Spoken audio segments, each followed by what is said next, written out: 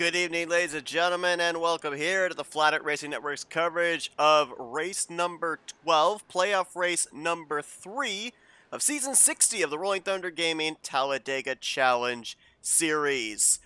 Good evening, everybody. I'm Seth Cole, flying solo here tonight, but boy, do we have a very interesting race for you this evening, because this is, for the most part, going to be the first act of two, if you will, into finding out who will be battling for the championship in the two-race final for the final round.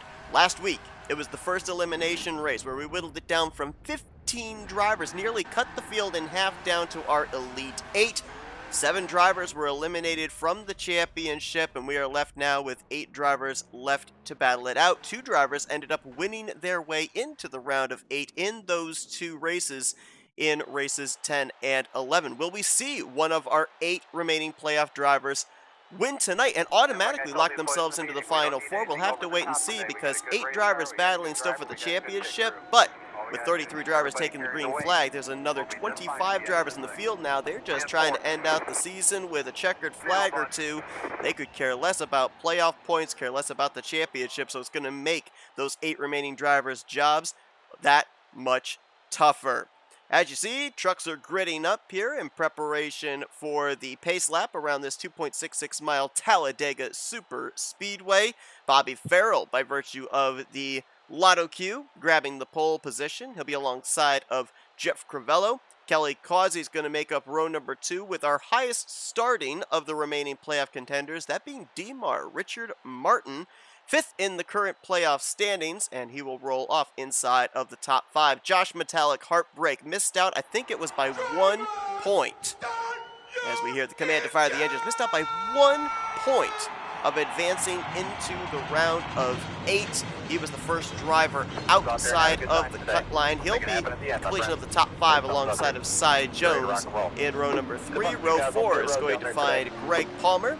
He's one of our final 8 drivers. He's alongside of Tim Nofsker. Another of our remaining playoff contenders, Brian Schilling. He'll share row 5 with Jerm Lewis. That's the completion of your top 10. This looks like we got a number of drivers dropping to the back, taking some voluntary EOLs.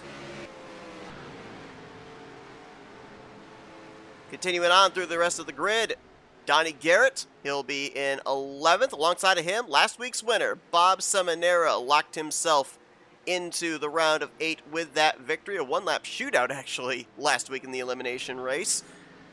He'll be in the 12th position. Brian Rawson and Craig Hagley, they're going to make up row number 7. Row 8 finds Doug Hulick and Bob Dixon. Jessica Shelton shares row 9 with Mark Paglia. And then completing the top 20, John Godfrey, another of our drivers that moved on to the round of 8. He's going to share that row with Grant Wesley in 20th.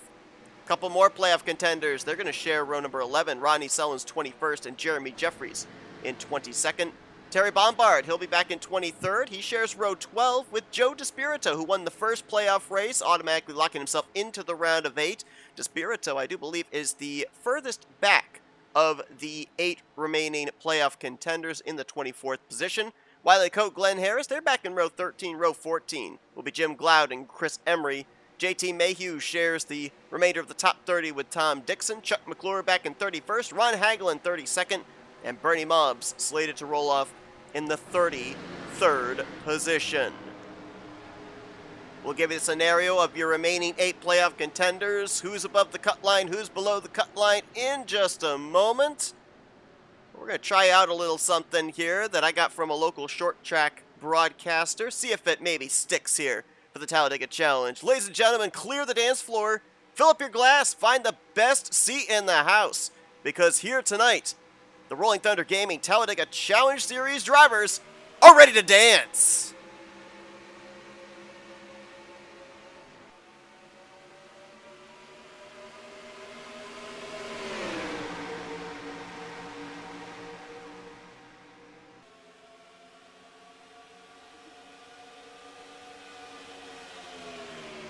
Bobby Farrell clears on the inside with Josh Metallic, but does he move up to that middle groove led by Jeff Crivello? No, he stays committed to the bottom. And that may cost him in the end, because Crivello, with that toe, with that run down the back straightaway via the middle line, pulled back up to the right rear quarter panel of the US Air Ford F-Series.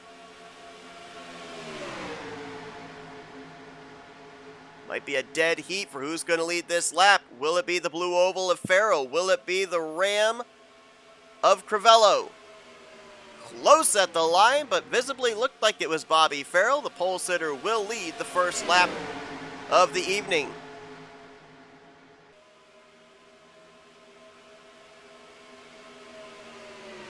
Bunch of drivers took some voluntary EOLs there at the start of this race. Looks like Ron Hagelin and Hagelin started back there. Kelly Causey, Cy Jones, Doug Hewlick were amongst those that dropped to the rear of the field. Also add in the 6 of Brian Rawson. Drivers do have that opportunity when rolling off of pit road to voluntarily EOL themselves, not feeling comfortable in their starting position based off of the random qualifying.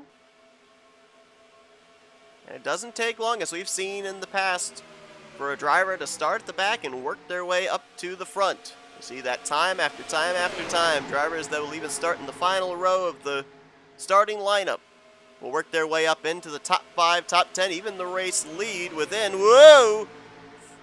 10, 15 laps, as that was close. Bobby Farrell getting tight off of turn 2, pushed up the track, nearly got into Crivello and nearly left the door open for Josh Metallic to maybe take it 3 wide on the bottom.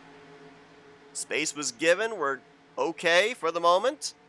And Farrell battles back on the inside against Crivello, who I thought, with Farrell maybe having to lift off of turn 2, might have had the 92 cleared, but nope, not quite. Third line attempting to form back there. The neon yellow number 88 of Grant Wesley and the blue and white Oreo Chevrolet of Jeremy Jeffries were a couple I saw jumping up there. Also Joe DeSpirito looks like he's joined that line. Chuck McClure and Bernie Mobbs. And you can see up there on the top right of your screen, they are making up some ground and making it up pretty quickly there through 1 and 2. Seminara sees the run coming. He jumps up. Jerm Lewis going to do the same in the Worth 616. And Richard Martin jumps up there. Ooh, little late jump up there. Might have checked up that third lane, but look at the shot he got. The momentum he was given going into turn number 3. 3 wide, about 6 rows deep. My broadcast colleague usually here on Thursday nights, Michael Norman, and myself took part in a RTG Bare Bones Racing Series event at Daytona this past Monday night. Now, I've raced with these drivers before in RTG at super speedways. I've been in the middle of 3 wide, and it is not a fun experience. Well, Michael had never experienced that here with these drivers, and it was about 7-8 rows of 3 wide, and he was in that middle line, and he told me he has never been more frightened in his life. For these drivers, it's just a normal Thursday night. But when you're not used to it week after week, my goodness, it is unnerving. That 3 wide, though, helped the inside line out, because now Greg Palmer's cleared to third. Oh, no! That's Craig Hagley. Bob Seminara has caught air. The caution is out. Jim Glaude spinning through the grass. Craig Hagley up against the wall. But the 712 of Bob Seminara was the first one I saw snap out of shape. And that is one of our playoff contenders. Won his way in to the round of 8 last week. Doesn't look like he got much damage. But don't forget, too, it was 2 weeks ago right here at Talladega. Seminara, late in that race, that first playoff race, got spun on the back straightaway and caught air about the exact same way. Incredibly, though, it looks like we may have dodged a bullet. I don't see really any of the drivers that were involved with extensive damage. Hagley looks relatively okay. Glaude, I think, just spun through the grass. And Seminara's car looked relatively all right. So first caution coming out on lap 5. Pace car just now picking up the race leader Bobby Farrell coming out of turn number 4. Let's go back and take a look at what happened. No doubt we'll probably see most everybody come to pit road, take the opportunity here under caution. Stretch their fuel window a little bit further if we go into a long green flag run. See if we can identify who may have tagged the 712. Grant Wesley is the car behind him. Jerm Lewis is the car in front of him. Oh, the 616 got the wall. That woed up that entire outside line. And look right there, the 712 goes up into the air, but nobody hits him. I think we may have dodged one there. I just also noticed that the replay transition screen is incorrect. So, as we drop back again, let's bring that actual correct one up. There we go. See if we get another camera angle here. There's a lot of smoke with that first camera angle through the tri-oval. Kind of hard to see any further contact. Watch the 616. Pushes up, gets the wall, scrubs off speed. Seminaire's into the back of him. Bob Dixon was also involved. That's kind of the reason why I wanted the other camera angle, because we didn't see the 143 in the whole smoke cloud. Jim Gloud through the grass. I think there were really only 4 drivers that were involved in that. The 32, the 143, the 72, and the 712. And I don't see any of them with race-ending damage. I don't even see any of them with damage that would have them off the pace. I don't know if there's such a thing as a harmless blowover in super speedway racing, but if there is, that might have been it right there for driver 712. Very fortunate. Keep himself in the running here for this race. Obviously, if you're any of the 8 playoff drivers, your goal right now would be win. Get that automatic locked-in spot into the Final Four. Don't even worry about Burnt Screwdrivers Raceway next week. I mean, Joe DeSpirito, he was able to win the first playoff race to lock himself into the round of 8 and then didn't have to worry about what happened the following week. He knew that he was going to go up against 7 other competitors. He just didn't know who, but he knew he was moving on. Having that worry off your mind, I mean, that's huge. One less thing that a driver has to think about. Well, Jeremy Jeffries stays out, leads a lap, and he'll come to pit road. Interesting strategy there for the 1, because he was running up, if not just inside, just outside of the top 10. He was up on that outside line with Grant Wesley and company, and they were making it work. So he's given up quite a bit of track position for that 1 extra bonus point. We'll see if that pans out for him in the end. All right, there was a lot to cover there with the racing action in the first few laps of this race. Let's now bring you up to speed on your 8 remaining playoff drivers. What is the point situation for them? Well, Joe DeSpirito is currently the points leader. Rodney Sullins is 4 points back in second. Brian Schilling is 3 points, or make that just third rather, 8 points back. And then 10 points back in fourth is Jeremy Jeffries. Right now, Jeremy Jeffries is the cut line driver. The 8 drivers behind him, Richard Martin, 5th in points, is 4 below the cut line. Easy for me to say. 6th place, Greg Palmer, is 6 points below the cut line. John Godfrey is 7th. He is 8 points below the cut line. And Bob Seminara, he is 10 points below the cut line in the 8th position. Only 20 points separate our 8 remaining playoff contenders. Why is that important? Well, I mentioned the fact that there are 25 non-playoff drivers in the field here tonight.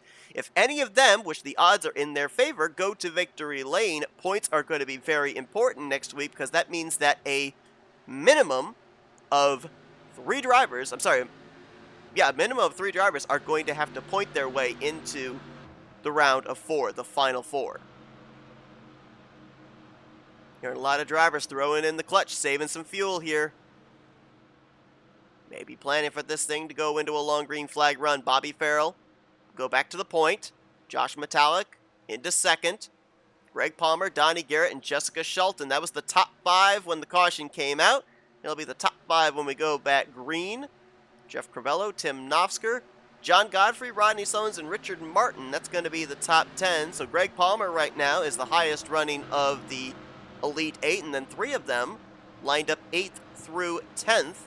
Brian Schilling's right behind them in 11th. Joe DeSpirito in 13th. And Jeremy Jeffries, by virtue of staying out leading that lap and then pitting late, he'll be 23rd. Bob Seminara has made a couple of pit stops here just to make absolutely certain that that 712 will be up to speed and good to go.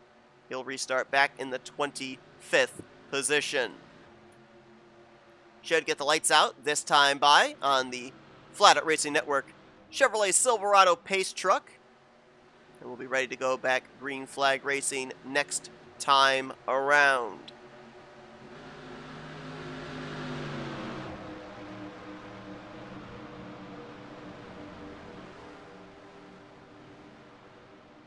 See, when the trucks bog down into the racing surface, that's them throwing in the clutch, cutting off the engine, saving every bit of fuel that they possibly can. Then as soon as they get back into the throttle, the truck pops up. Heard it right there. You could hear the silence out of the 92. Pacing at 70 miles per hour and coasting it as far as they can, saving every drop of valuable fuel.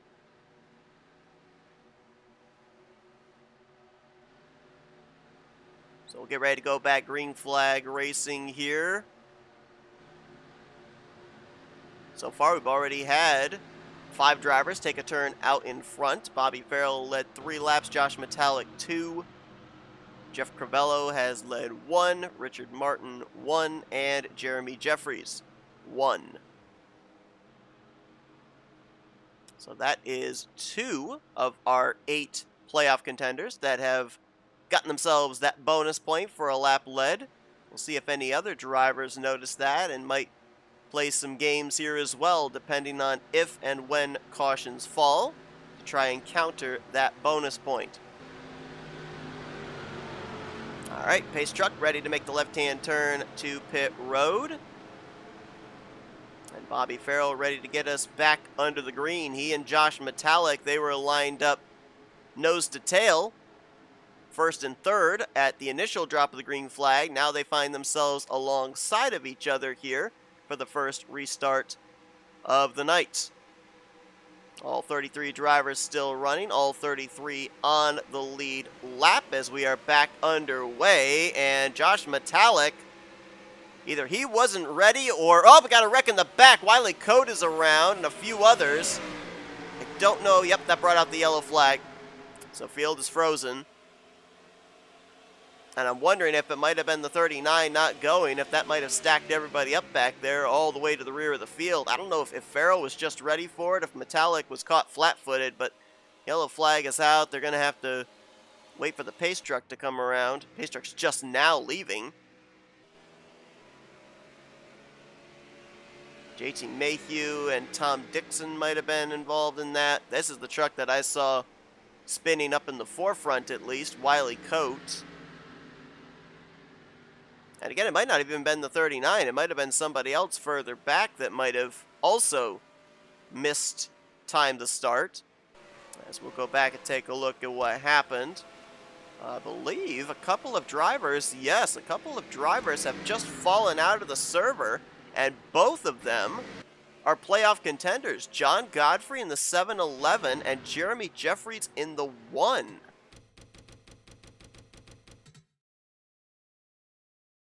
Did this wreck have anything to do with drivers potentially disappearing? No, it doesn't look like it.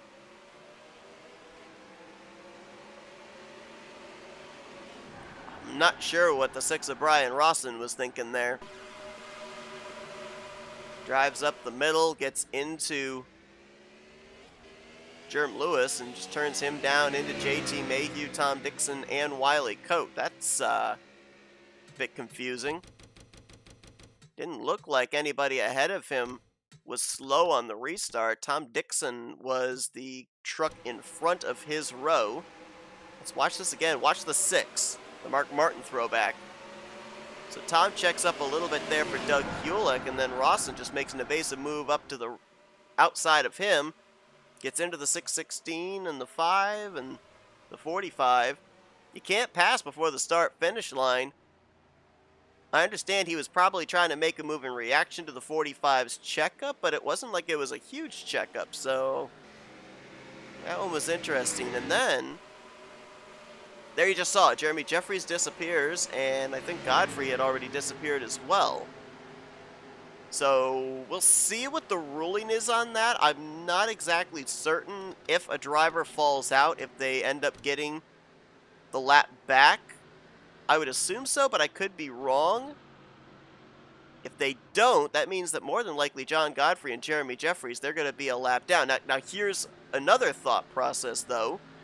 2 drivers get the lucky dog per yellow flag, and everyone was on the lead lap. So if we go back to that ruling of the first 2 drivers 1 lap down getting the lucky dog, that would be Godfrey and Jeffries. Granted, it happened after the caution waived. So we'll see what the ruling is there, but can officially confirm John Godfrey, Jeremy Jeffries, who have both returned to the server, are currently being scored -1. So that is going to be something to follow up on for sure.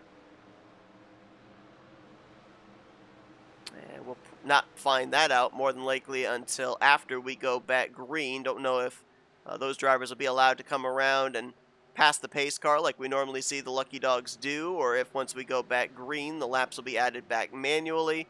We'll wait for confirmation on either or of the situations, but working our second caution of the night here. About to complete the 12th lap of this race. Don't know if anybody will come to pit road. Very unlikely. So with that being said, we're going to step aside for a race break. And we'll be back here for the restart. Bobby Farrell so far has spent 8 of the completed 11 laps out in front. Trying to go coast to coast here. Pole to victory in the 12th race of Season 60 of the Talladega Challenge Series. Don't go anywhere. Our coverage continues as we go into race break, brought to you by 260 Motorsports, and we'll be back for the restart at Talladega Superspeedway.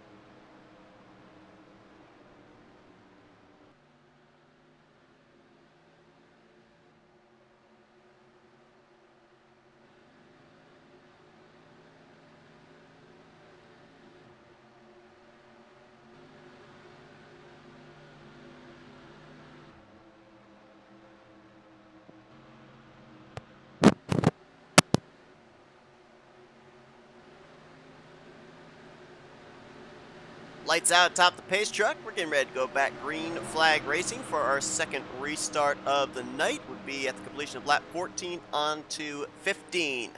A little bit of update on the situation of two of our playoff drivers, John Godfrey and Jeremy Jeffries. Both have returned into the server. John Godfrey currently scored 1 lap down. Jeremy Jeffries has currently scored 2 laps down to the race leader.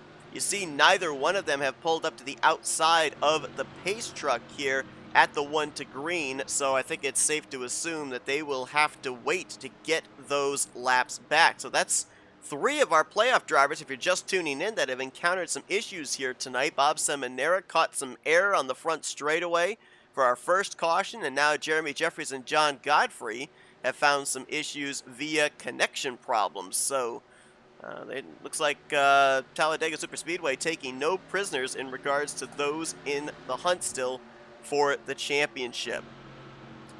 Another battle that's going on tonight.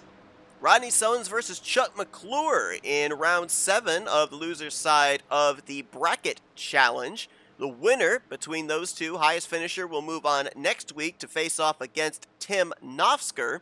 And the winner of that will then go off to face Joe DeSpirito, the winner of the winner's side of the bracket. He's been kind of sitting, waiting patiently to find out who his opponent is going to be. Everything getting sorted out down on the loser side of the bracket. Tonight it is driver 38 versus driver 17. Right now, Rodney Sullins finds himself in the 14th position. Chuck McClure, who's made multiple trips to pit road to top off the fuel tank and such, he's back in the 25th position, but both drivers are on the lead lap and both are up to speed, so this battle is far from over. All right, let's see if we get into turn 1 without the caution flag waving this time. Bobby Farrell, Josh Metallic, Greg Palmer, Donnie Garrett, Jessica Schulten, your top 5.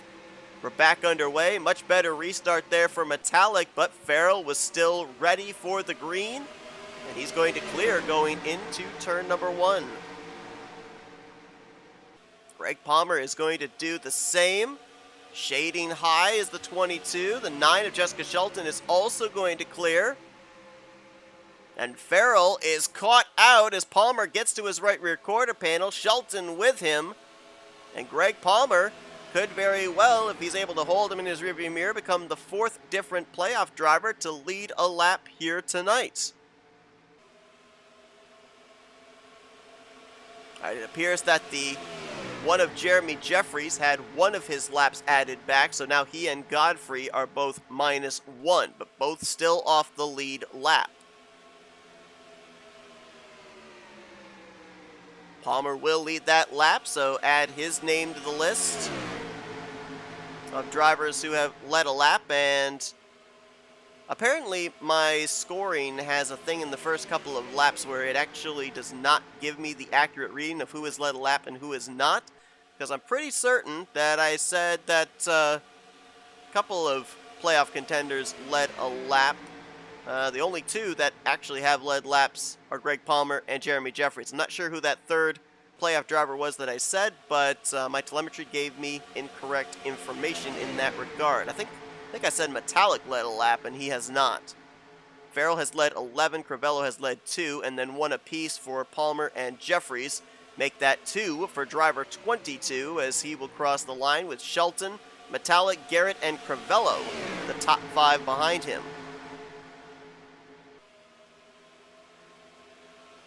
Joe DeSpirito, who won the first playoff race of the season, first race of the round of 15, if you will, to lock himself into the round of 8. He's now up to the 6th position. Bernie Mobbs right there behind him in the 31. Mobbs started shotgun on the field, and he's now up inside of the top 10, battling for 7th position with Bobby Farrell in the 92.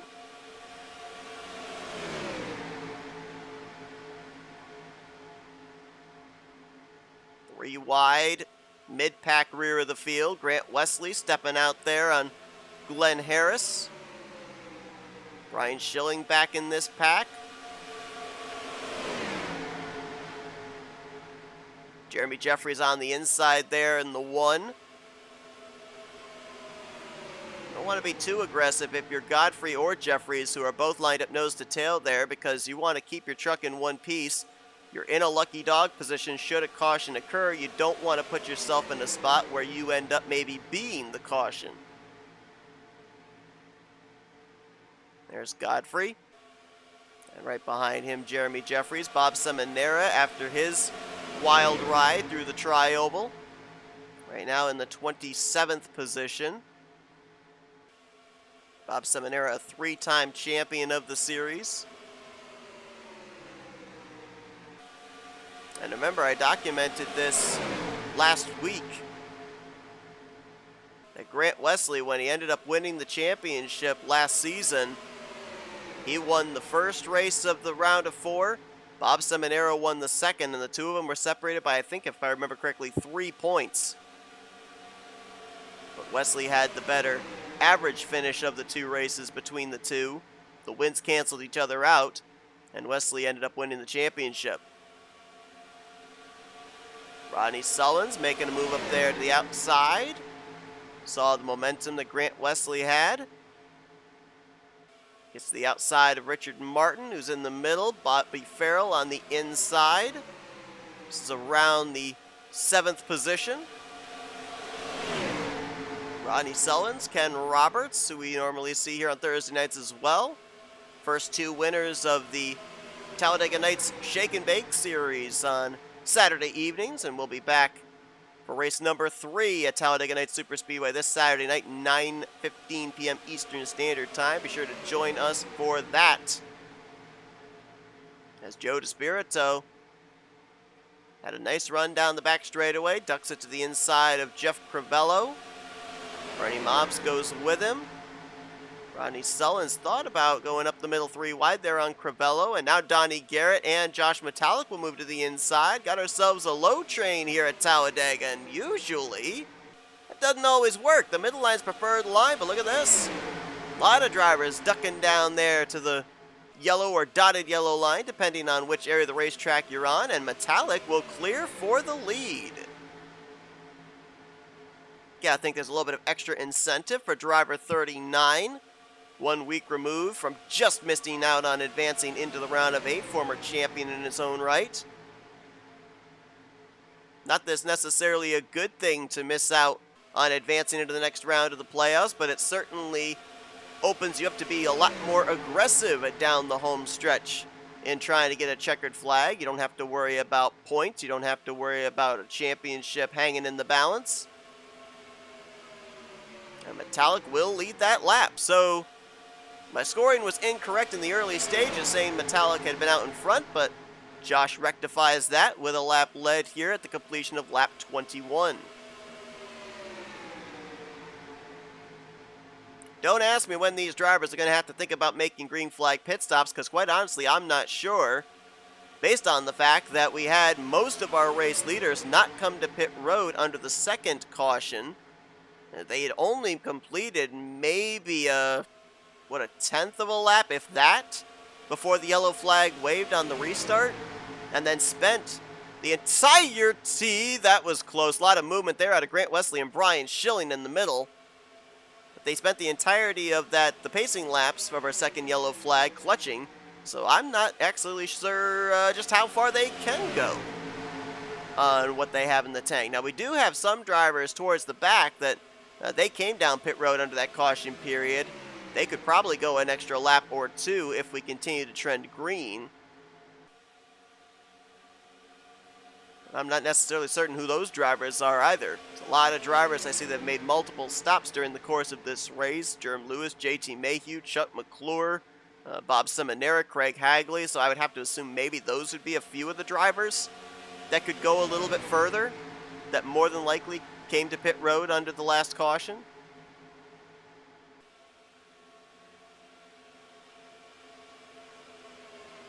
Well, Josh Metallic looks in his rearview mirror and he sees the Florida gang. They've got a 3-car train behind him. Donnie Garrett in the 77, Joe DeSpirito in the 24, and Bernie Mobbs in the 31. And Bobby Farrell has been hanging tough here in that 5th position, our pole sitter. Remember a couple of seasons ago, Bobby Farrell was up there in the conversation to win the regular season championship. He was leading the points for a good portion of the regular season, ended up finishing in the podium at the end of the regular season, if I recall correctly, and pointed his way into the playoffs. This season, not quite as lucky. He's 28th in the point standings coming into this one, but this has been a good showing for him here this evening in the first half of this race. Big bump there, Joe DeSpirito to Donnie Garrett, pushing him up to the bumper of the Geico Chevrolet of Josh Metallic. Side by side back here, little contact maybe between Terry Bombard and Grant Wesley. This is for the 7th position.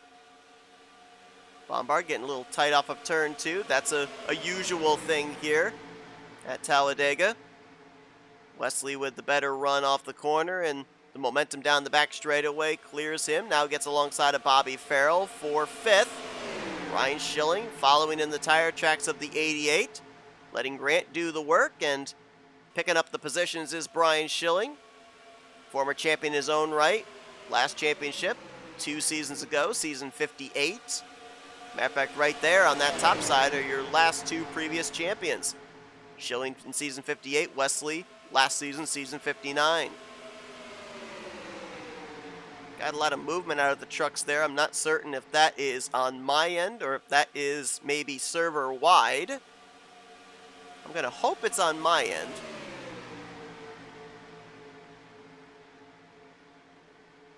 So they do a little shimmying through the corner once again.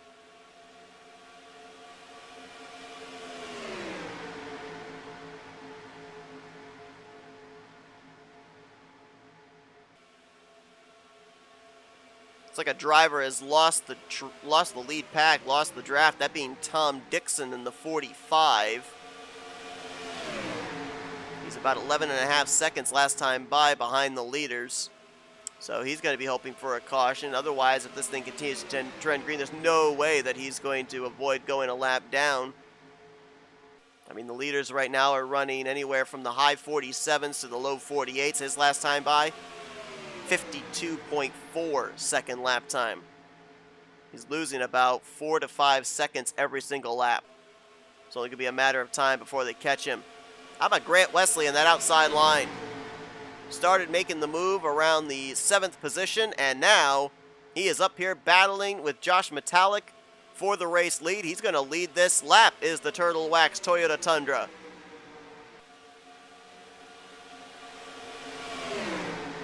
Grant Wesley, another driver that missed out on advancing into the championship battle, missed out on advancing into the playoffs overall to defend his championship from last season. 3-time champion, all 3 of those championships occurring in the last 4 seasons. But he also, the leash is off. He can be aggressive. Try and get himself a checkered flag. I don't think Grant has won a race this season. I can double check on that. At least in my immediate memory, I don't remember him having gone to victory lane. So he'd be looking for his first checkered flag of season 60. Again, I'm gonna look to confirm on that just to make sure that I'm not giving false information, because my memory is not the best, and therefore I do not feel confident in relying on it.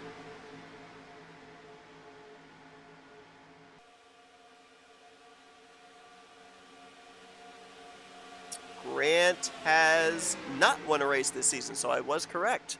He'd be looking for that first checkered flag of the season. Right now, Brian Schilling, the highest running of the remaining 8 playoff contenders, as we got a couple of trucks that dove onto pit road right there. Donnie Garrett, Bobby Farrell, Chris Emery, the lap truck of John Godfrey and Richard Martin. I think we got a caution. Yes, we do. There's a wreck on the tri-oval. Now, are these drivers just going to pass through pit road, or are they going to take service? Because last week we saw drivers not make the commitment line, take service when the caution came out, and they got penalized for it. Garrett's going to pit. Garrett's going to take service. I believe Godfrey has passed by his stall. Richard Martin's taking service. And this is the caution that Godfrey and Jeremy Jeffries wanted to see, because this pushed them back on the lead lap. Bob Dixon, I believe, was one of the trucks that I saw in the background, spun around in the tri-oval. Not certain if others were involved or if they were just scattering on the high side and through the grass through the tri-oval. We'll take a look and see. But I know the STP Dodge was very much so in the middle of it, as here's a look off of turn 4. Ooh, little disagreement over space. Bob Dixon coming down across the nose of Craig Hagley. JT Mayhew gets spun as well. Glenn Harris also spins. Doesn't hit anything. I don't think JT Mayhew hit anything either. It looked, at least from that first shot, that the 143 came down, but we'll get another angle to confirm, and if necessary, go to an aerial shot. Well, and then from that angle, it looks like the 32 comes up, so maybe it's a 50-50. Oh, I thought JT didn't hit anything. He actually got the outside wall with the right side of his Nabushko. 338. Alright, let's see if our friends up top can give us an idea of who came down, who came up, or maybe a little bit of both.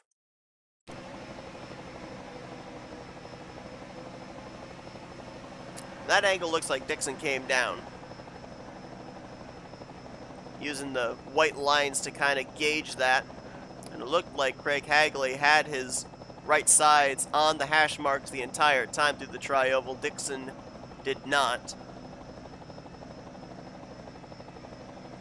But again, a relatively tame yellow flag here. So far, we've had 3 cautions. First caution involved about 4 drivers. No extensive damage received. The second caution was a restart stack-up that involved about 4 drivers. And everybody involved in that has so far appeared to be up to speed. And then this, the latest one, maybe with the exception of that head-on hit for Craig Hagley, still a very small amount of drivers involved, about 4 or 5 drivers getting bits and pieces of that incident. Dare I say it, we have yet to encounter the big one really here tonight. And you'll recall from the recap package that we had for you last week, it took them until, I think it was, what, lap 58 or 59 2 weeks ago here at Talladega for the first caution to wave, so it's not been the case here tonight, but we haven't had any dramatic wrecks, so to speak, that have looked like they could take anybody out of the race for good. Brian Schilling stayed out, led a lap, so add his name to the list of those playoff contenders, giving up track position for the lap-led bonus point. Greg Palmer and Jeremy Jeffries have also led laps here tonight of our 8 playoff drivers, and as I said, that caution huge because Jeremy Jeffries and John Godfrey, who had had connection problems under the second yellow flag, had both dropped a lap down. They are the only 2 drivers off the lead lap. Subsequently, they are the 2 lucky dog drivers, and they'll be back on the lead lap when we go back green. It's a very fortunate situation for both of them.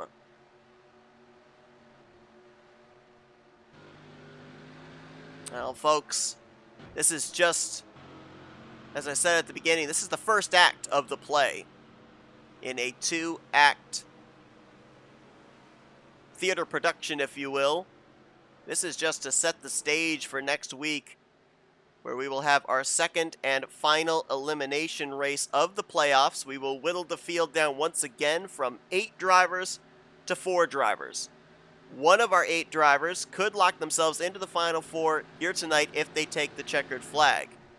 At least 3 drivers will have to potentially point their way into the Final 4 next week if one of our playoff drivers does not go to victory lane here tonight.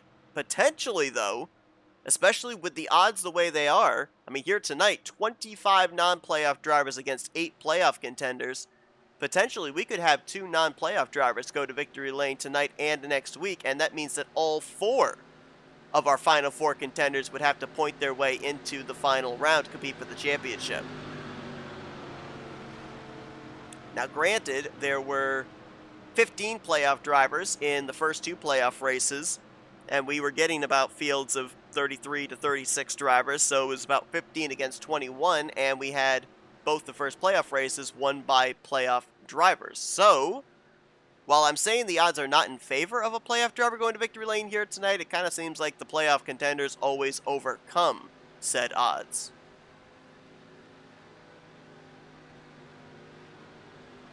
Jeffries and Godfrey, you see them go around as the lights go out.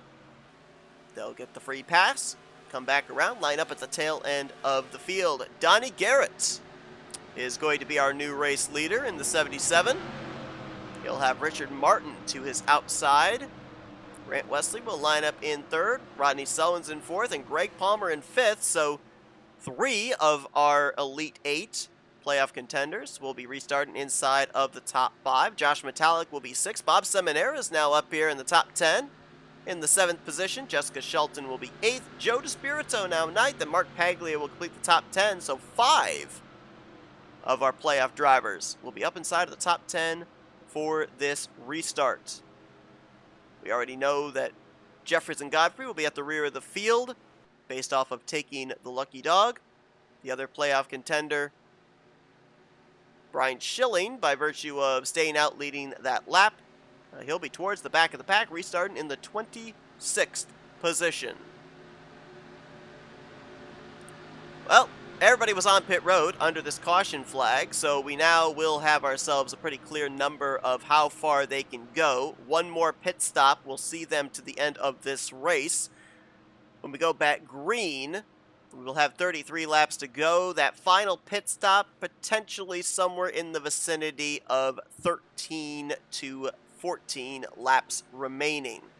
Somewhere in the lap 53 to 54 mark.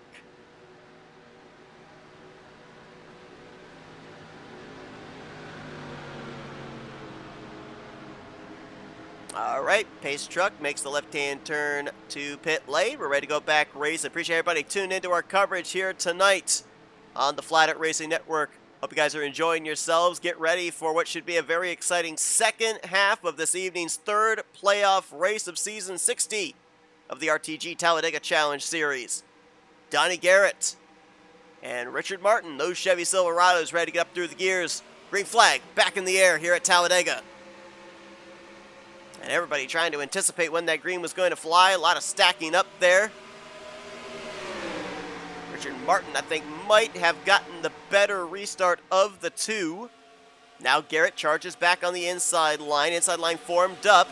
Bit of a gap there. Back to Rodney Sullins and Josh Metallic. Then even further back to Shelton and DeSpirito.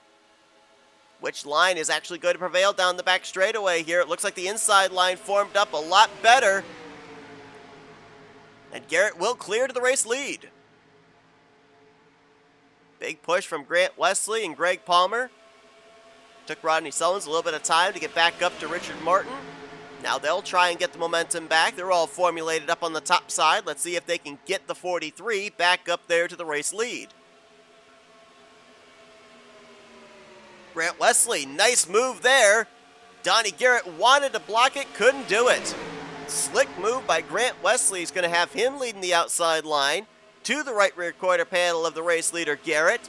And look at the run he's going to get out of turn 2 and down the back straightaway. A little bit of slicing mid-pack there. Jeff Crivello from the middle to the bottom. As no contest down the backstretch, Grant Wesley easily will move to the point. DeMar now got a battle for second with Donnie Garrett. Greg Palmer, Rodney Sullins side by side with each other. That is for the 4th position. Bob Seminara trying to get alongside of Josh Metallic. That would be for 6th. As Grant Wesley thought about moving to the inside, Richard Martin did. Let's see if Martin will be able to clear the 88 here off of turn number 2. Close, but no cigar. Sullins to the back bumper of back bumper of Grant Wesley, and that was close. I don't know if Donnie Garrett got tighter, if he got a bad bump from Greg Palmer, but he nearly wiped out the 38. Rodney saw it coming. He moved as far right as he could to give the 77 room. That was close. Dead heat off of turn 4. A lot of movement right now in both lanes. Third line forming back there with Jerm Lewis as Grant Wesley is going to lead that lap. Now, I said a third line. It's only the two trucks I just mentioned, Lewis and Harris. Nobody else up there with them. They're trying to gain more numbers, but nobody biting as of right now. Again, dead even off of turn 2. It just seems like the inside line gets the advantage through the corner, the outside line gets the advantage out of the corner, and then they cancel each other out when they come off of 2 and 4.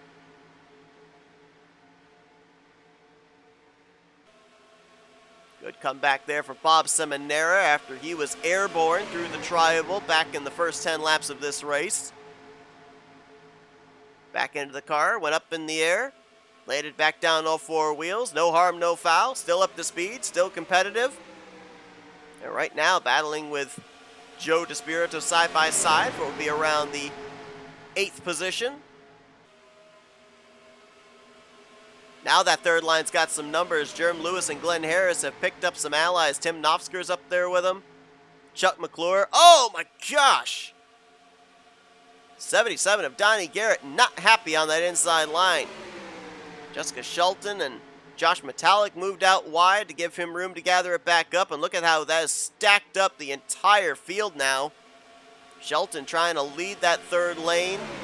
Rodney Sullins now leading the middle line, and now Richard Martin moves up. Ooh, maybe a little late. Rodney Sullins, I don't know if he was reacting to the 43 or if he thought about maybe taking it up to the top 3 wide. Grant Wesley's now moved from the middle to the bottom. Oh, you just get that feeling a storm is brewing. Seeing a lot of movement out of these drivers here. They're realizing that every position they pick up right now could translate into 2 or 3 more positions picked up if they have to make a green flag pit stop here. And Grant Wesley may be one of the best in the business when it comes to picking up spots on pit road.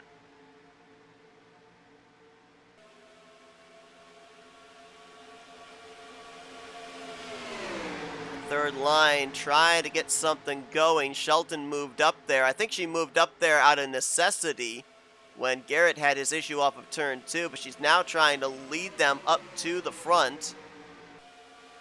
She's gotten herself alongside of now Josh Metallic and Greg Palmer, and they had a big run right there from the start-finish line to turn 1. They can keep that up here on the back straightaway. She's going to be alongside of Wesley and Martin for the lead, and up. Rodney Sullins sees that run coming. He's going to move up there, and he's going to get himself pushed to the race lead instead. 32 of Craig Hagley sitting on pit road. Just came to pit road. This has to be an unscheduled stop for driver 32. Remember, he went hard front end into the outside wall on that last caution. That truck may not be up to speed. That's Rodney Sullins, who's made an appearance in the Final Four a couple of times. He's got to get himself a lap lead here. That's his first lap lead of the night. So I believe that is now 50% of our playoff drivers that have led a lap here tonight. Sullins, Palmer, Jeremy Jeffries, and Brian Schilling. I don't believe I'm leaving anybody out. No, I'm not.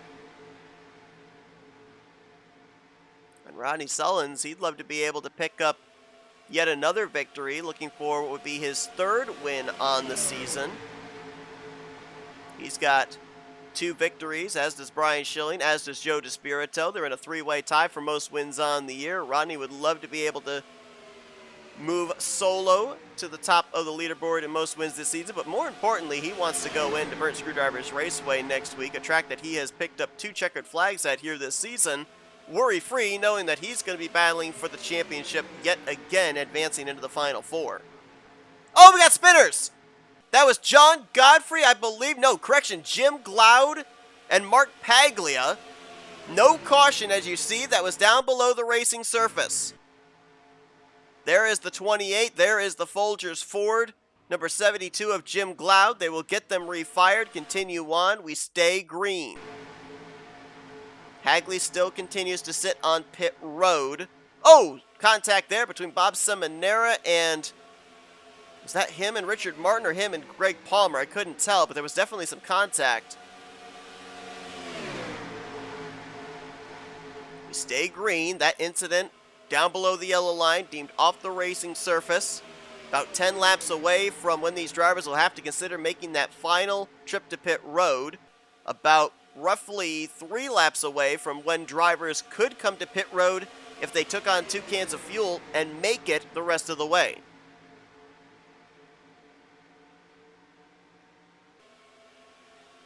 Such a tough situation if you're a playoff contender. I remember last season's round of 8, a couple of situations where a playoff driver could have easily locked themselves into the next round, but they were battling against non-playoff drivers who they were just gunning for checkered flags, and they were going to do anything they had to get it.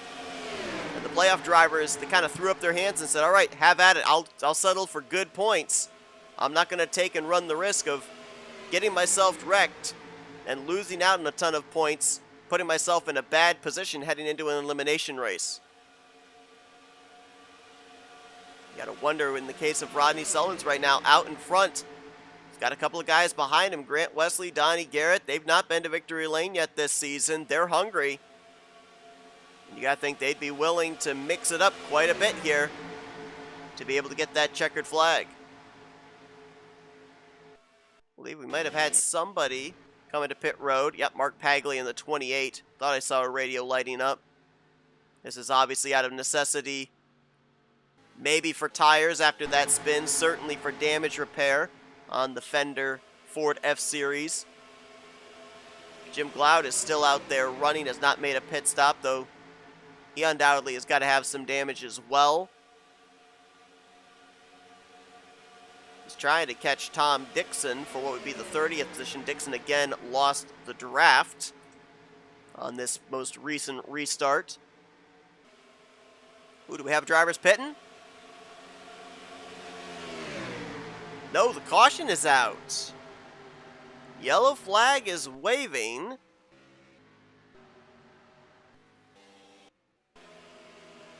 And I'm wondering if it might have potentially been the 28 truck. I'll explain why in a minute. But I have a feeling that was the case. Well, everybody should be able to make it on fuel now. Come to pit road. And it's a moot point.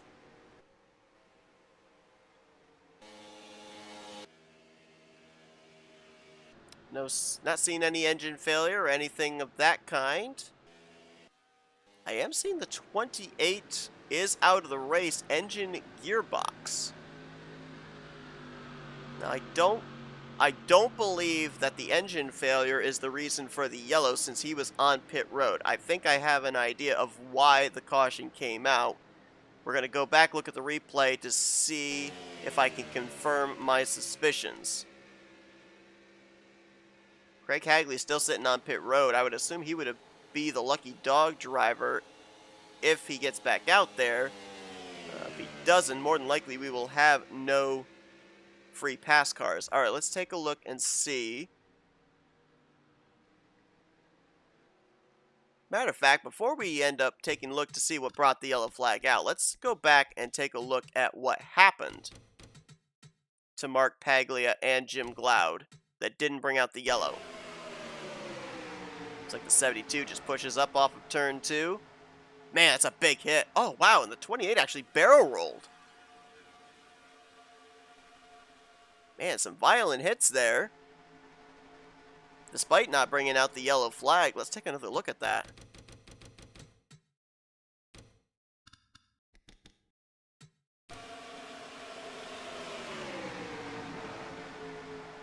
Right there, barrel roll.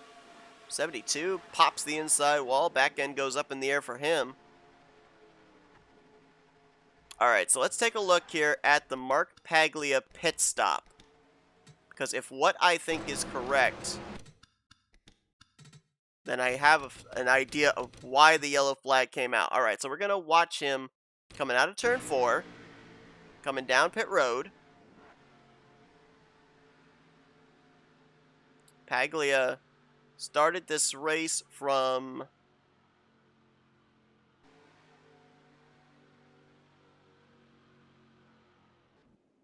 18th. There he is mid-pack.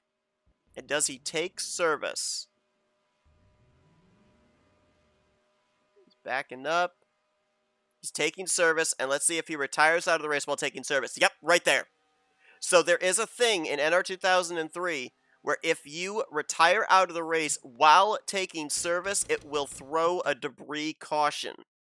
If Paglia had just come to pit road, stopped, not in his pit stall, but just stopped, then we would have remained green. But because he came down pit road and retired out of the race while his truck was being serviced, it throws out the phantom debris caution. Watch this again. He overshoots his pit stall here, backs up into it, and then watch here how the right side of the truck gets lifted up in the air as if they're servicing the truck right there. And then right here is where he retires. Because of that, there you see the caution lights are on.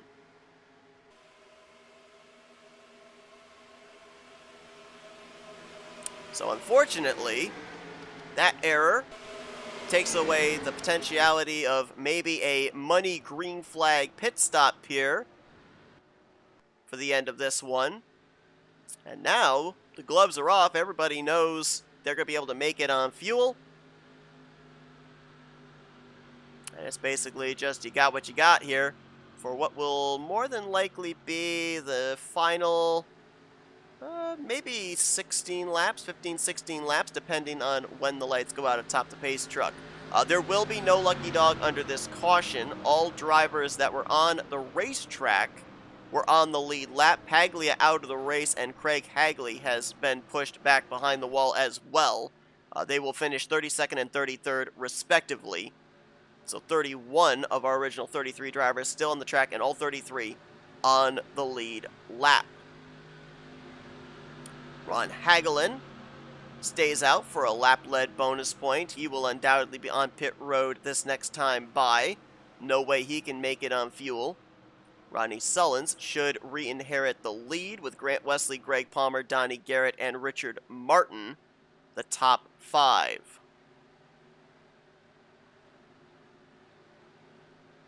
Again, thanks to everybody tuning in to our coverage here tonight of playoff race number 3, race number 12 of the 60th season of the Rolling Thunder Gaming Talladega Challenge Series. If you guys are enjoying our broadcast, be sure to hit that like button. It helps us out a lot. Also, if you're not already, we appreciate if you subscribe. We're up to, I think the last time I checked, 6,800 subscribers. That is amazing. Thank you, everybody, so much for your continued support. We hope you continue to enjoy tonight's broadcast. Again, some stuff that's on the horizon. We've got the third race of the 5th season of the Talladega Nights Shake and Bake Series this coming Saturday night. Green flag going to fly at 9:15 p.m. Eastern Standard Time. And then next Thursday night, we're right back here with the Talladega Challenge Series drivers. They'll be at Burt Screwdrivers Raceway, establishing the Final Four to compete for the championship in the 2-race final round. We are guaranteed a different champion from last year. Grant Wesley not advancing into the playoffs this year, not able to defend his crown. A lot of former champions, though, in this round of 8. Joe DeSpirito, Brian Schilling, and Bob Seminara. I believe everybody else is looking for their first championship in the Talladega Challenge Series. Ronnie Sullins, he's been in the Final Four a couple of times the past few seasons. Jeremy Jeffries was in the Final Four last year. Richard Martin, I don't know when the last time he was in the Final Four. Greg Palmer, he was a playoff contender last year, but he did not advance into the final round. And John Godfrey, he was a former winner from a few seasons ago, but he did not, I know he didn't advance into the Final Four for the championship, so there could be some pretty cool underdog stories in the Final Four, depending on what happens here tonight and a week from tonight.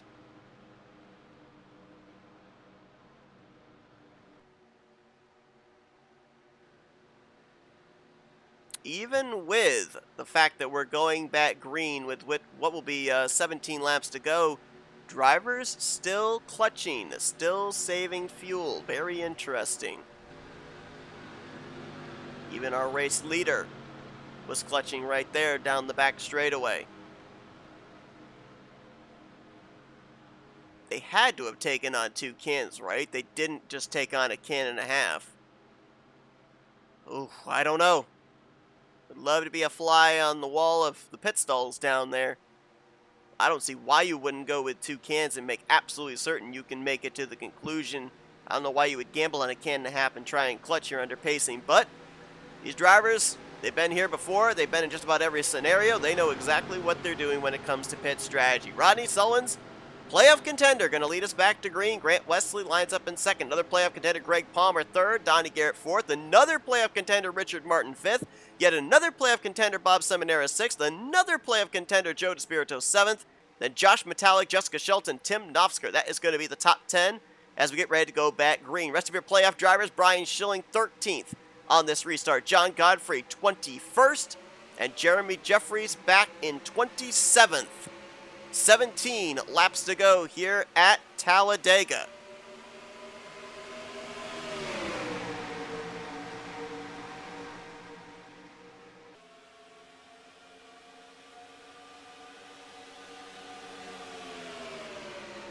Oh, man. Close there in second, third on that inside line. Greg Palmer, Richard Martin pushing up the track. Grant Wesley and Donnie Garrett trying to pinch them down. There was nearly some door banging 2 rows deep. Sullins clears across the nose of Grant Wesley. He'll control the middle line now. Greg Palmer, who pushed him there, now he leads the inside line, trying to get something going, but looked like he was a little loose there off of turn 4. That's going to lose some momentum. Now Sullins moves back down to the bottom. Grant Wesley's going to follow him. Now Donnie Garrett leading the outside line. Let's see what driver 77 can do with Bob Seminara, Josh Metallic, and Tim Nofsker in tow.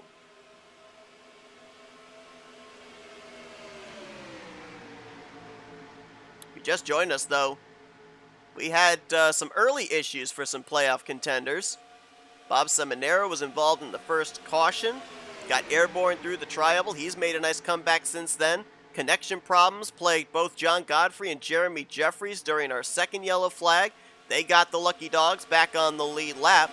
So all 8 of our playoff drivers are still on the lead lap, still in this lead pack. But for some of them, it got off to a rather sketchy start.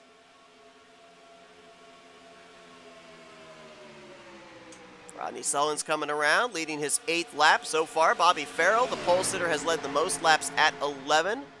Rodney Sullins and Greg Palmer have led 8 apiece. 6 laps led for both Grant Wesley and Josh Metallic. 3 laps led for Donnie Garrett and Richard Martin. 2 laps out in front for Jeff Crivello, and then 1 lap led apiece so far for Brian Schilling, Chuck McClure, Jeremy Jeffries, and Ron Hagelin.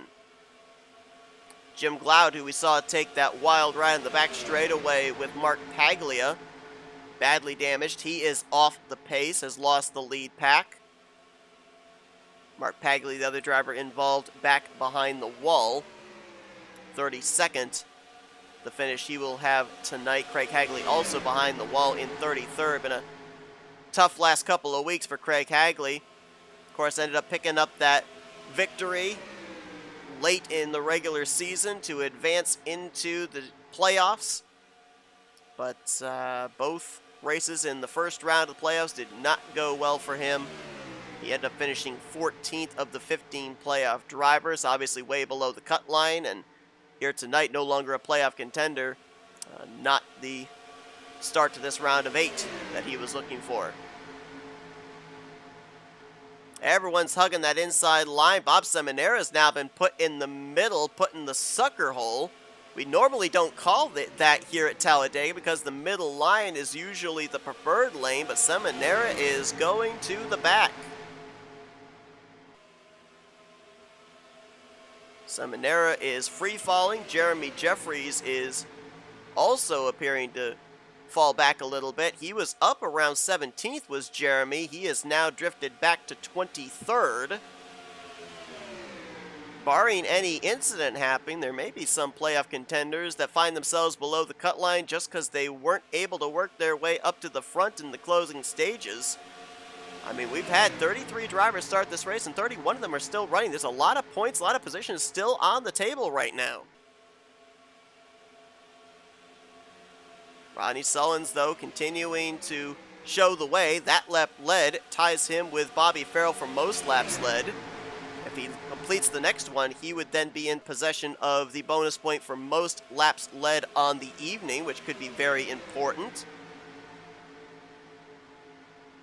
Wow, a lot of movement right there. Look at this. Look at the slicing and dicing. Gracious. Richard Martin, Chuck McClure, Josh Metallic. I don't know what that major highway is that goes through Birmingham, Alabama, but I've been in four-wide traffic at 85 miles per hour, white knuckle, and I kind of feel like what we just saw there, all that movement was that particular interstate. But Terry Bombard in the 10. Up here inside of the top 10, knocking on the door of the top 5. Fifth truck on that inside line. Great run for him tonight. Jessica Shelton, the 9, has been a solid contender in the top 10 all night long. And Chuck McClure now making his presence felt inside the top 10 late in that number 17. He's kind of been one of the drivers tonight that is, if he has an opportunity to come down pit road, he takes it and tops off the fuel tank. He hasn't had real good track positions so far here this evening, but now he's making it work as they've caught Jim Glaude off the pace in the 72. They'll put him a lap down. Only double wide here, so able to traverse their way past the Folgers Ford F-Series safely.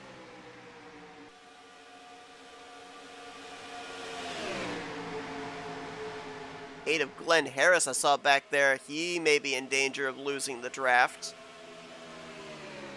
Might have slight damage from the second caution, the restart wreck that he was caught up in. Or no, correction, it was the third caution he was involved in. Got tagged by Bob Dixon. Well, looks like he might still be up to speed. He's just barely latched on, I think, to Jerm Lewis and company.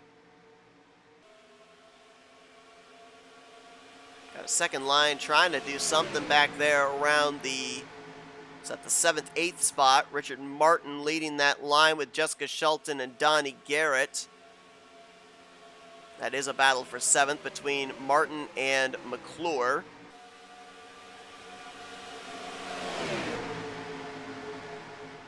As more drivers on the inside line, if they see this middle line coming forth with momentum, they will definitely jump up there to try and advance their position. Donnie Garrett bails out, though. He'll go to the inside line. Now Martin and Shelton have to wait for Chris Emery to get up here. John Godfrey as well. Kelly Causey there in the 00. We haven't mentioned his name hardly at all tonight. He was one of the drivers that took a voluntary EOL at the beginning of the race.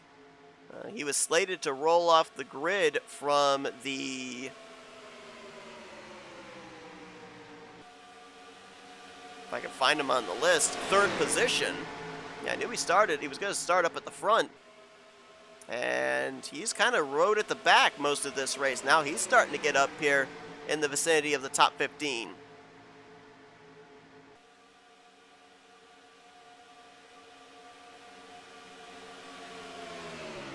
Rodney Sullins knows what's at stake. If he wins this race, he's locked into the Final Four. But look who else is behind him. Greg Palmer 3rd, Joe DeSpirito 4th, Martin now up to 5th with the push from Shelton. John Godfrey is making his way back up to the front, as is Jeremy Jeffries and Brian Schilling. You think the Elite Eight don't know what's on the line here tonight? But it's a catch-22. Do you race aggressively here to try and get that win and that automatic ticket in the Final Four? Also knowing that you run the risk you could be involved in a wreck if you or somebody else makes a mistake and find yourself at a huge points deficit going into the elimination race next week. I said this at the top of the program. 20 points, that's it. Only 20 points separate all 8 drivers in the current playoff standings.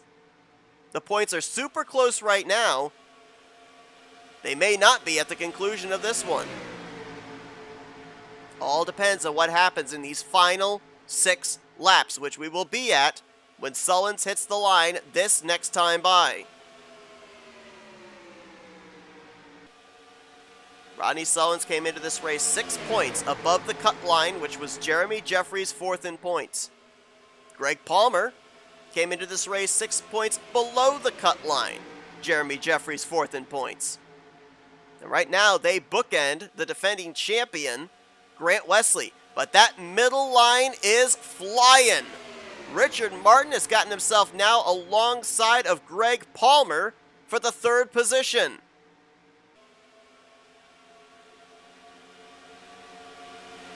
You probably can use DeWalt tools to work on a John Deere tractor. Right now, Shelton and Martin, the co-opetition working for them. Chris Emery, John Godfrey, and others up in that middle lane. Little bit of momentum lost there through the tri-oval. They drift back now alongside of Joe DeSpirito for fourth. A lot of drivers bailed out on that inside line there, though. Look at the gap from Josh Metallic back to, I think that's Chuck McClure. That's going to help that middle line down the back straightaway. I've seen a number of drivers kind of get bailed out on there on that inside line. Brian Schilling a couple of laps ago. Now McClure, who jumps up to the middle line. Surprisingly, though, they still haven't been able to get Richard Martin up any further than Joe DeSpirito. Let's see what they can do through the tri-oval here. There's only 6 trucks, I think, down that inside line, and they're holding court, at least for the time being. Lap 62 complete. It's time for the disclaimer. If trouble breaks out, we stay with the race leader and back to the start-finish line from this point onward. We will go back and look at any incidents either post-race or during the final pacing laps. Rodney Sullins out in front. He'd love to see a caution right now, preferably over in the tri-oval, because then he'd win this race under yellow. Grant Wesley, what does he do? Richard Martin's right there. Does Wesley step out? Does he try and make the move on the 38? You gotta think he's got one eye out the windshield, one eye in the rearview mirror, seeing if that 43 gets any kind of momentum there in the second lane. Third line forming back there. Chuck McClure and Brian Schilling going up, along with Bob Seminara in the 712. Wesley moves up. Sullins, can he defend it? He can't. Wesley gets to his right rear.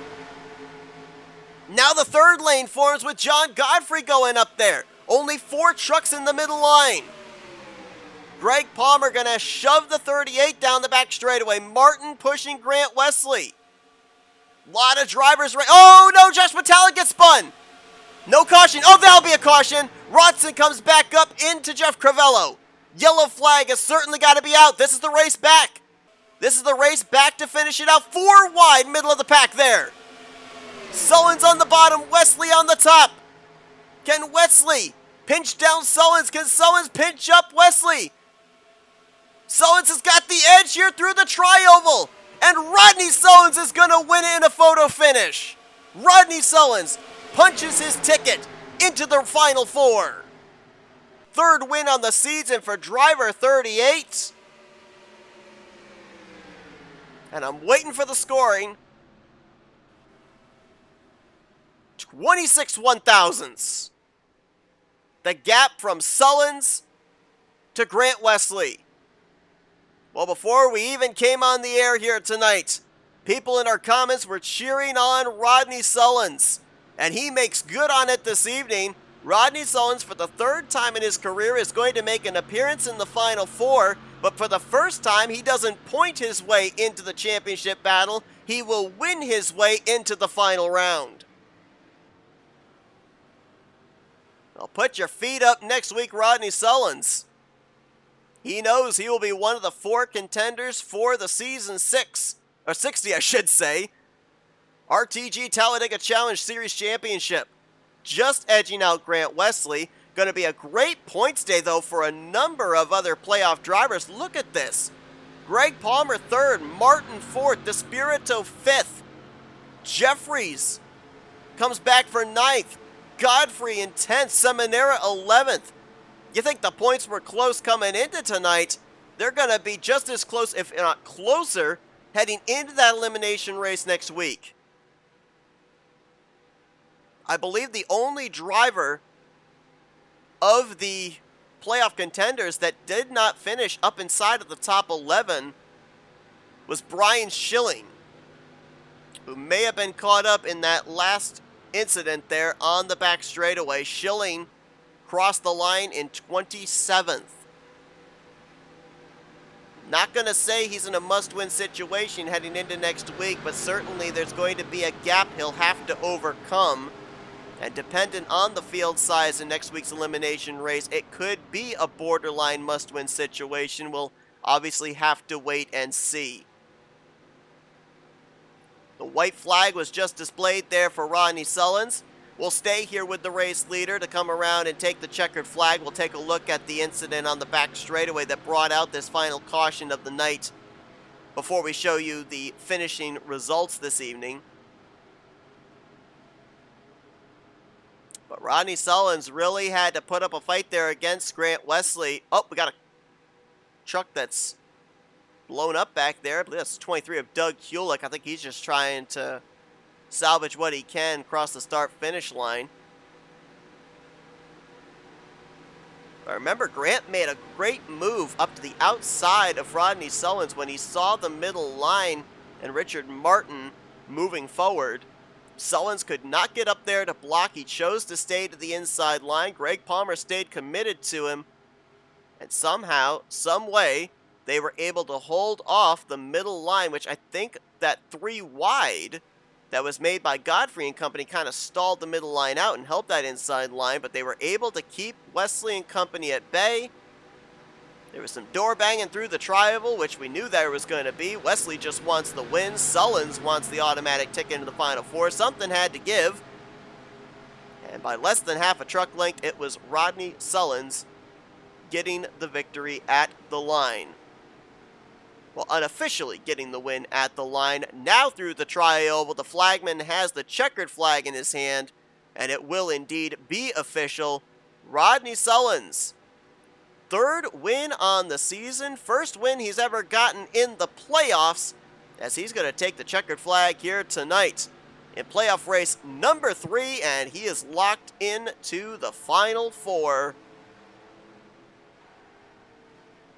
The road for him begins in 2 weeks when we come back here to Talladega Superspeedway for the final round of the playoffs.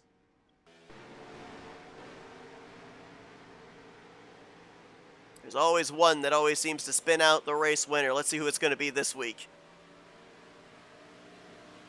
Boy, that's amazing. 7 of the 8 playoff drivers finishing in the top 11 here tonight.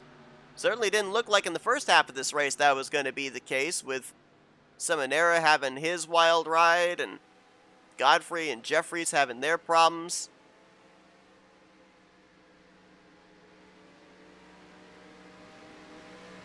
Well, Rodney's 2 previous victories on the season came at the track we're going to next week, Burnt Screwdrivers Raceway, including winning the season opener.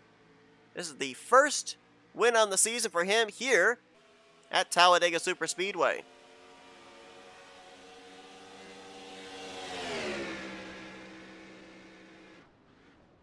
Oh, we gotta do some burnouts through the grass? How about that? There you go. Gonna slide right through the RTG logo.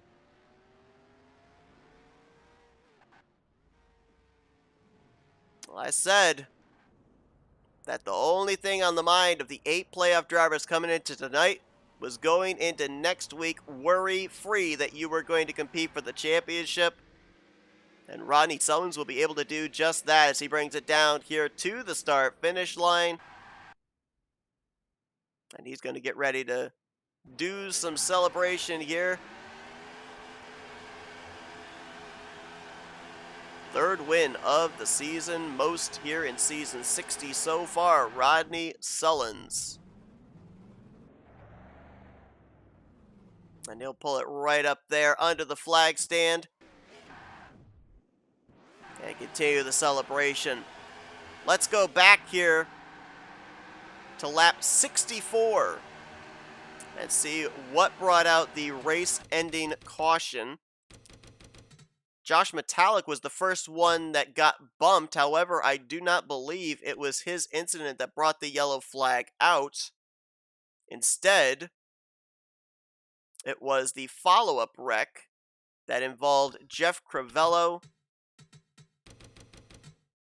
and I believe Brian Rawson.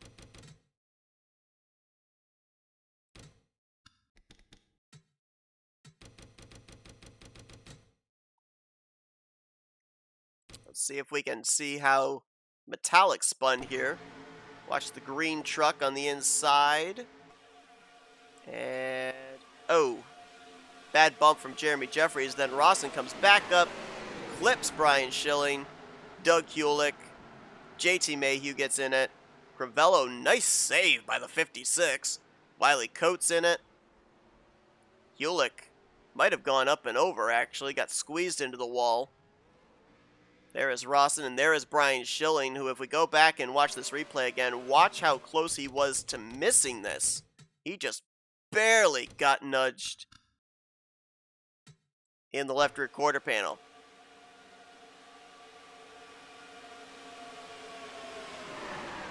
Yep, 23 did go up and over. Oh, no. Oh, no. We might not have your finishing results, folks. I think, yep. The game just crashed. I don't know if I'll be able to get back in. I'm going to try. See if we can get your finishing results.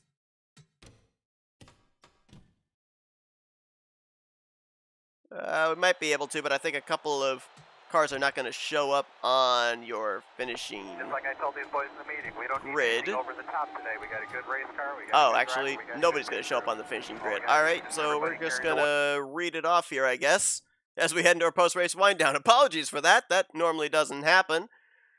But Rodney Sullins gets the win. Grant Wesley brings it home second. Greg Palmer third. Richard Martin fourth. Joe DeSpirito in fifth. That is 4 playoff contenders inside of the top 5 right there, folks. Jessica Shelton, great run in 6th. Chris Emery 7th.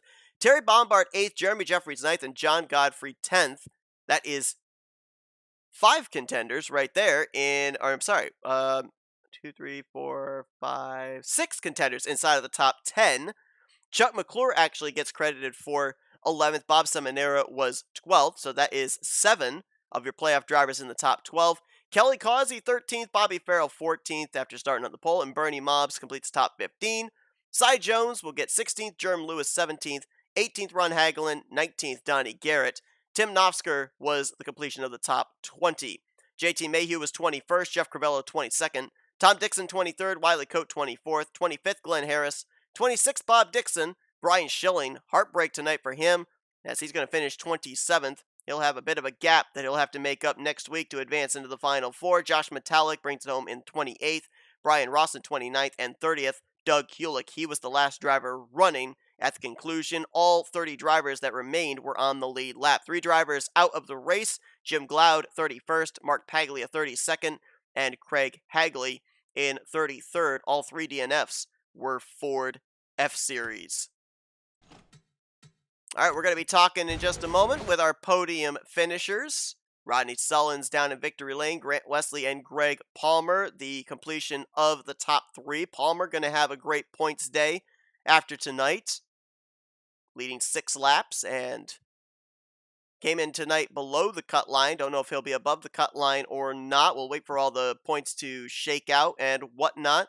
Hopefully have an update for you in that regard before we go off the air. Again, apologies for the game crashing. Hopefully you guys got the general idea of the finishing results. Hopefully I was able to list it off for you guys in an orderly fashion.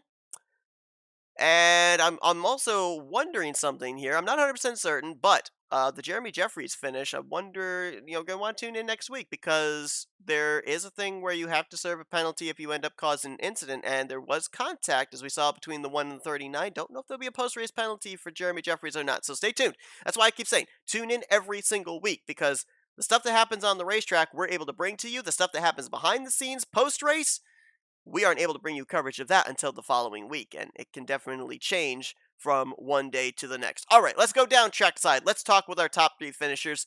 Let's kick things off with the driver, the number 22, Greg Palmer. User was moved. Hey, Greg, it's Seth up here in the FRM broadcast booth. You got me? Good evening, Seth.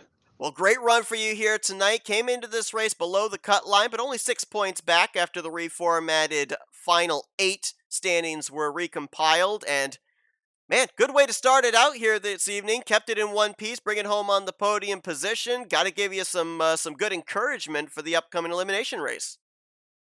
Yeah, I needed to be up in the top 5 at least. but top three, I'll take it definitely after the past luck that I've had. Yeah, we definitely saw as well up a mainstay in the top 10, if not the top 5, especially the second half of this race. Never were quite able to get yourself clear to be able to lead a line, though. It kind of seemed like you were pushing whoever was in front of you. Was that the goal tonight, or were you trying in some way to be able to lead a line to get up to the front? Which did you feel more comfortable with, being a pusher or being the push E? Um, hmm, Pusher really. Save a couple of laps of gas in case I needed it at the end. I did lead a few, but I was happy being behind Rodney or behind Grant. I was fine with that. We saw a lot of non-playoff drivers mixing it up, and we knew this was going to be the case as the field for the playoff drivers continues to get smaller. The list of non-playoff contenders gets bigger. We saw Metallic, Donnie Garrett, Grant Wesley there mixing it up with you guys. How nerve-wracking is it as a playoff contender knowing that they're racing with a lot less to lose? While you're up there trying to preserve a spot to go into the Final Four and compete for the championship, how does that change your racing mentality, if at all? It's a double-edged sword. You have those guys who they're not in the top eight, but you want to keep the other cars that are behind them from reaching up to where we are first, second, third, fourth, or fifth.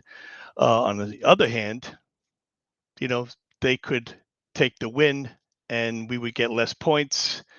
It's like I said, it's a double-edged sword. I'm glad I finished where I was. Third place. I'll take third. I'll take second loser. You kidding me? The points that I gained tonight, I needed them, Seth. Yeah, definitely gaining some good points. So, does this adjust your strategy for next week in the elimination race? Yes, and I will not let you know what Okay, my that's fair strategy enough. will be. That is absolutely fair. Keep it to yourself. We'll find out at the end of next week if it works out. But Greg, congratulations! Great run here tonight to start off this round of 8. Looking forward to seeing if you can carry this over into next week and get into the Final Four for the first time in your Talladega Challenge Series career. Before we let you go, though, floor is yours for thank you, sponsors, and shoutouts. Oh, I got to thank the admins here for taking care of this. Josh and Ted. I didn't I forgot their names. You kidding me? I'm so overwhelmed right now from finishing third. Uh, Admins, yes. The guys I race with: Rodney Sullins, Godfrey, Kelly Causey, Ken, who couldn't be here tonight, Ken Roberts. Yeah, I mean, we try to stick together. If it doesn't work out, we try to pair off. But I want to thank Jessica, especially tonight. She helped me. She pushed me to the front, stayed behind me. She really helped me, and I owe her one big time. Well, Greg Palmer taking one step closer towards that championship. A solid podium tonight in third place. Congratulations once again, and best of luck on that strategy next week. Thank you, Seth. I appreciate you too, man. Thank you so much.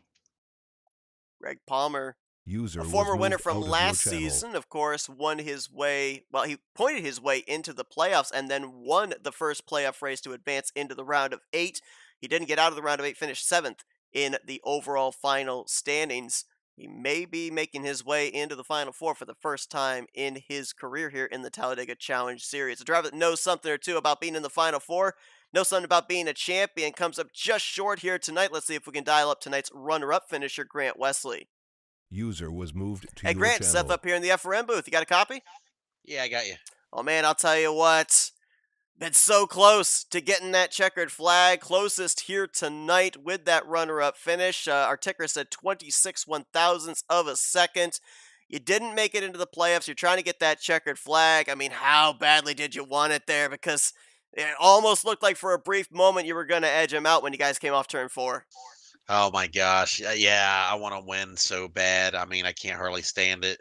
Um, I've had several seasons where I've managed to at least get one win, and this has been definitely my worst season in a long time. And a win really would have went a long ways. But you know what? I mean, I finished second. I was in the fight, and to be honest with you, if you put yourself in that position enough times, the wins will come.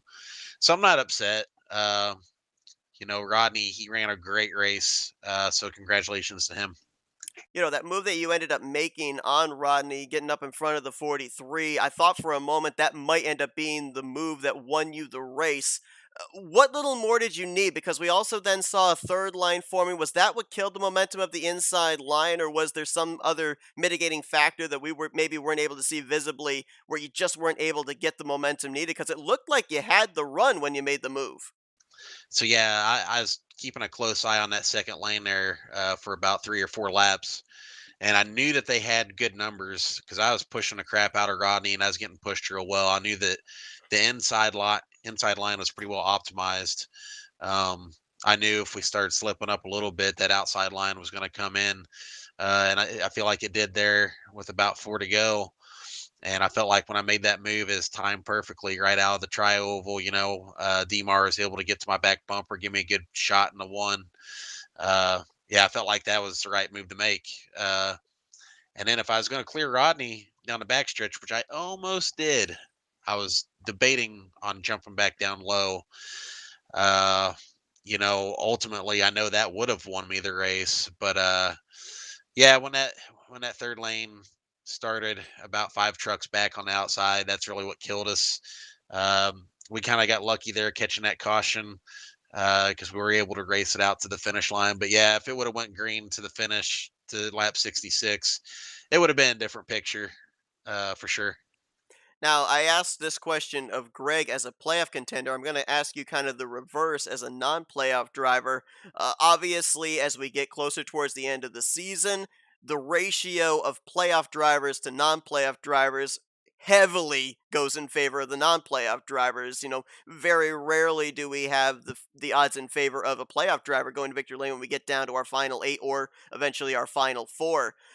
The playoff drivers obviously have a lot to lose, a lot on the line. They want to get that automatic ticket into the next round, but at the same time, they don't want to put themselves in a situation where they're going to throw away points. On the flip side, you're a non playoff driver. You're trying to get that checkered flag. So through the trial, we saw the door banging. How much further were you willing to go to try and get the edge to get this win tonight? Oh, that's absolutely as far as it would go. um, Yeah, that's you don't want to be that guy to ruin it for the chase drivers. You definitely have to show those guys respect. Having said that, I want to be the first non-playoff driver to steal that win from them. So you kind of factor that into, whenever you look at the guys in your F2, you kind of consider, who's in the chase and who's not, and you can kind of predict a little bit better what the moves are going to be like. So yeah, I mean, frankly, it's not too often that I'm outside the chase. I kind of feel like Joe DeSpirito did last season. He was loose, and he was running really good there at the end, and that's kind of how I feel. And it's kind of a relief, really. You can just go out, have fun, and try to get some W's. We got a few more races before the end of the season to go out, continue to have fun, maybe get that checkered flag here in season 60. Congratulations on the great run tonight. Gave it a yeoman's try there through the tri-oval, just coming up short, but might be able to get that one position better even as early as next week at Burnt Screwdrivers Raceway. Grant, before we let you go, the floor is yours to thank some sponsors and do some shout outs. Yeah, again, congratulations to Rodney. I believe that locks him into the final four. So that's pretty awesome. Good job on that. I'd like to thank the owners here, David Cannon, Sean Prime. Thank the admins, Josh, Wiley, and Tim. I'd like to thank Flatout Racing Network and you, Seth, for everything you do. I know you got a big Christmas race coming up, I think, here pretty soon. I'm looking forward to that. Just signed up today. I'd like to thank my teammates with XFM, my friends and family for watching, and my girlfriend Brittany. Well, Grant Wesley's second place here tonight. He'll look to get that one position better here with 3 races left in the season. Congratulations on the great run tonight, though, Grant. Go and enjoy it. Thanks, man. User was moved out of your Yeah, you channel. heard him talk about Joe DeSpirito and missing out on the playoffs last season as a 6-time champion of the series. I was actually just looking. This is the first finish for Grant Wesley inside the top 10 in the last 5 weeks. His other previous finishes in the last 4 weeks, highest finish 11th. That was twice a 17th and a 22nd. This marks Grant's best finish on the season, so it has been a bit of a struggle for the defending champion and 3-time champion of the series. But a driver that we may, in a few weeks' time, be calling a champion in his own right is down in victory lane. We know he will be in the Final Four. Let's see if we can dial up Rodney Sullins. User was Hey, moved to Rodney, your it's Seth up channel. here in the FRM booth. You got a copy? I do, man. How you doing? Oh, I'll tell you what. We talked to you in victory lane in the season opener. You were elated. We talked to you when you were the first multi-time winner on the season. You were excited then. I think we could tell here tonight from how early that burnout started going through the tri-oval grass just how excited you're in this one. You're locked into the Final Four, man. Man, I'm going to tell you. Yeah, it's kind of funny. Donnie, in the middle of the race, said something about his Apple Watch, and if anybody, checks their heart rate during the race. I had my Apple Watch on. I didn't check it then, but after I did the burnout and come in, saved the replay, and settled down a little bit, I did check it. It was 119 beats per minute, and that was a good. Wow. I mean, it was obviously a lot higher at the end of the race than it was when I checked it. So, elated, excited, just about anything you can think of. So that's what I feel right now. I'm pretty psyched. So I talked about the fact that this isn't going to be your first Final Four appearance. You've been there a couple of times, but pointed your way in. Does it make it feel any different to win your way into the Final Four? Kind of be able to relax in next week's elimination race? Next week's elimination race, absolutely. That's going to be a race where I'm just going to go out there and try to have some fun, maybe help some other people. So yes, that's next week.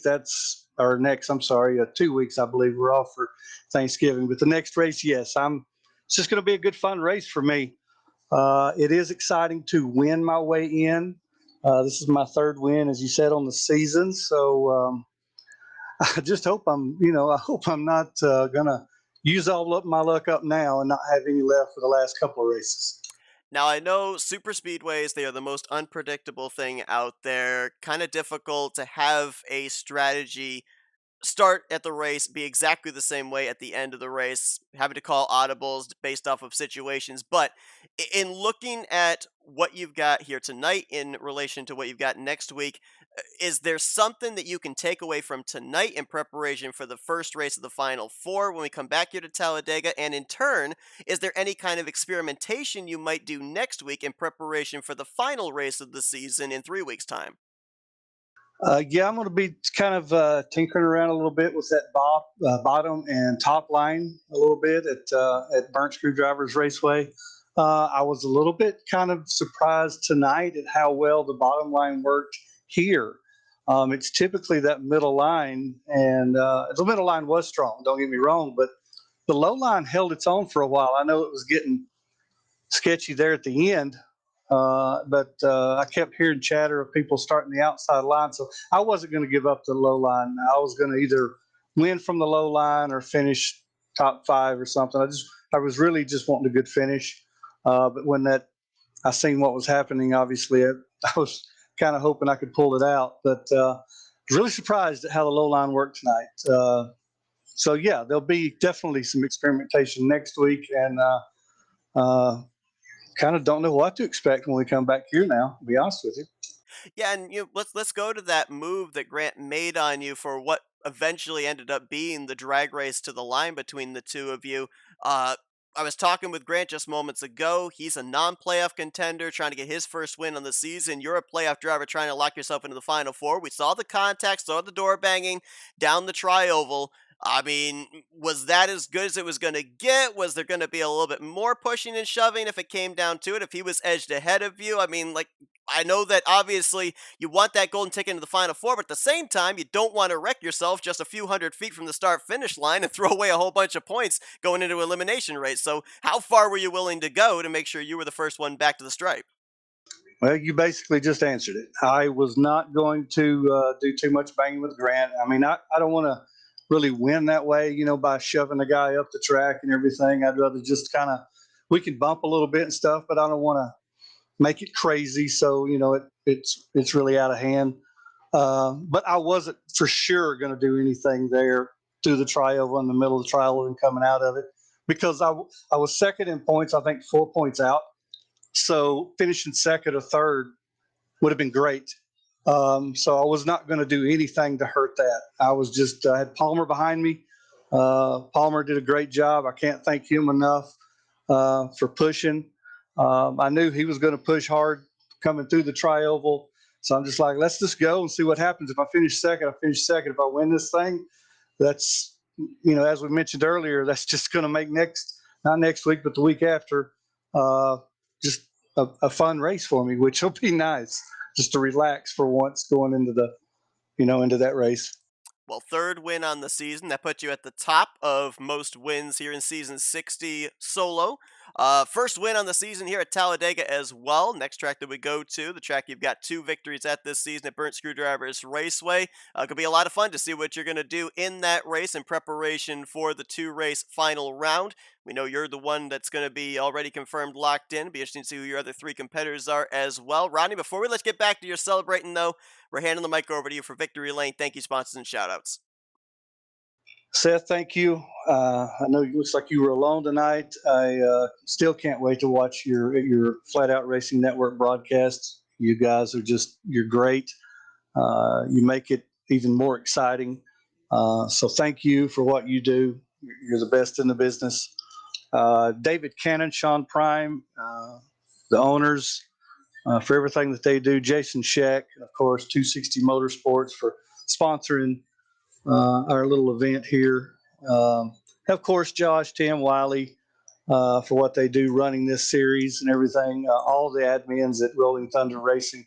It's RTG, RTR is a great place. I love it. All the drivers here, thank them for making it as exciting as it is.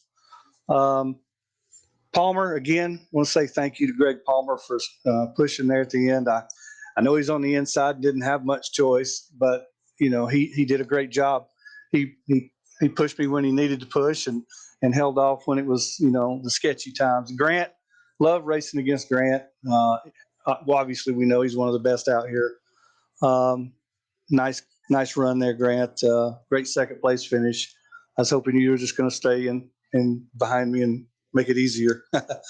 The Burnt Screwdriver Racing teammates, all those guys, I can't thank them enough either. Black Rifle Coffee, Rock and Brews.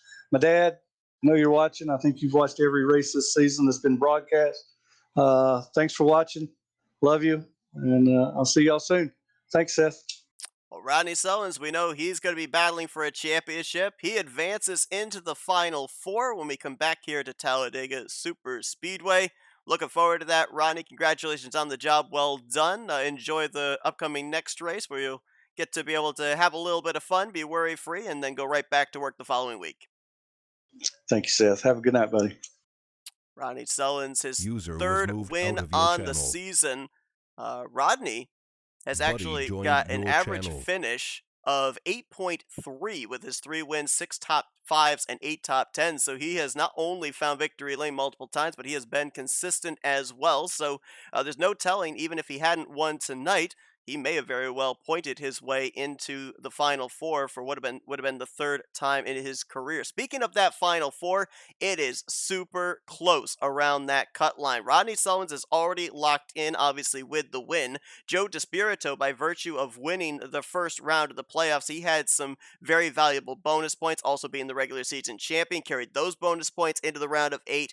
He's got himself a little bit of a cushion back to the cut line, 13 points, but then it is super close between about 3 drivers, Richard Martin, Greg Palmer, and Jeremy Jeffries. Richard Martin is 1 point to the good right now in 3rd. Greg Palmer and Jeremy Jeffries, they are tied as the cut line drivers right now. 10 points back, John Godfrey. A total of 14 points back is Bob Seminara, and Brian Schilling currently sits a total of 16 points behind the cut line. Obviously, a lot can change between now and next week based off potential post-race penalties, etc., but it's going to be very, very close around that cut line. And we saw last week, Bob Seminara was below the cut line, won his way into the round of 8. He, Godfrey, or Schilling, even though they right now are about double digits below the cut line, they could very easily win their way into the Final Four. We know that at the minimum, 3 drivers will point their way into the Final Four. Rodney Sullins has already claimed